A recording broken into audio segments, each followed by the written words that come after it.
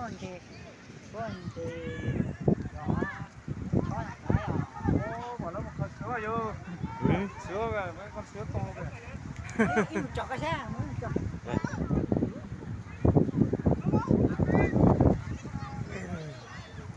ra bưởi ra biển tán nha anh ấy nha.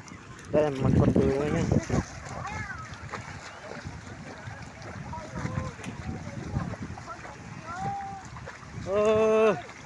Một số giờ nó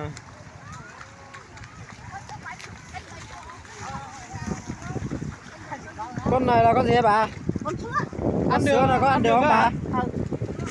Ăn được hả? Ăn mấy cái này thôi hả?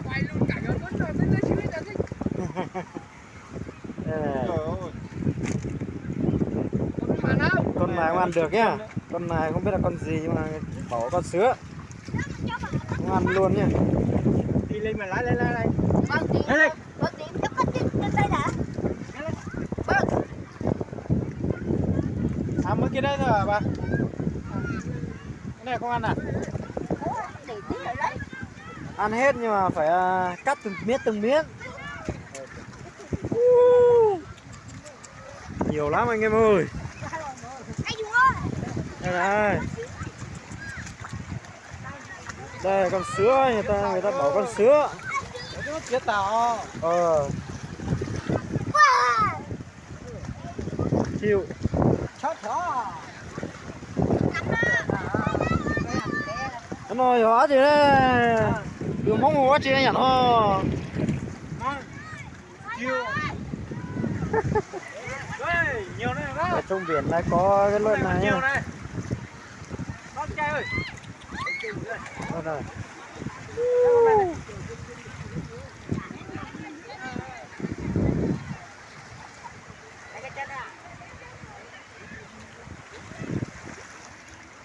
Cái này ăn chắc nó dài như thịt trâu luôn đấy nhỉ. Nó chứ nó lắc tử rồi chứ. Anh em cũng tập trung nhặt đấy. Cái này biết ngứa à? ngứa mà Cái này mang lên nấu cái gì á?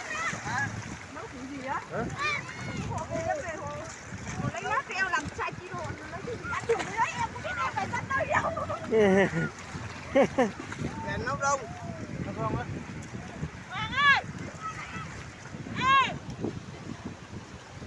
vô trong đây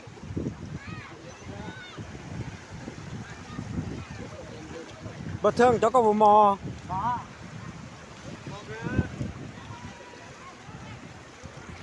Cô trong to. Ô lò tiểu ít luôn nó cho phải mua. Ô trời luôn à.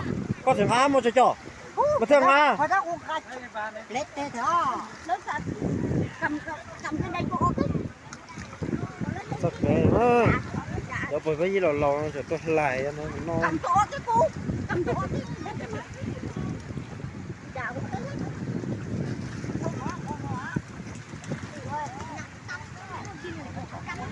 Bán được tiền không? Ba. Bán được tiền không? ăn sao ăn thôi.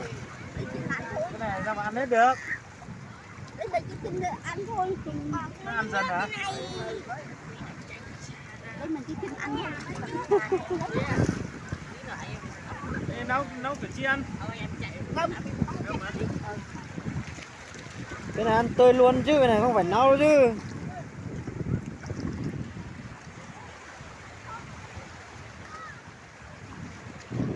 Đây còn nhiều này. Trong thật đỡ. Có thể cái này ác chi trong nó. Là tôi phải chỉnh nát nó mổ chứ.